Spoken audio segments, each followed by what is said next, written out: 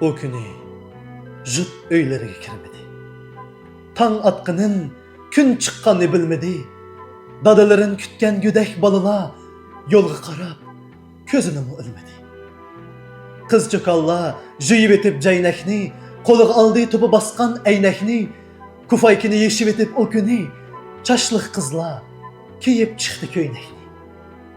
Teshliq deb jut uchardi ah kaptani. Gül tasimu teshliq uchun debtadi.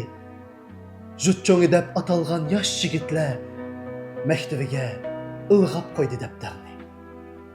Shu ulug' kun fashist go'rga tashlandi.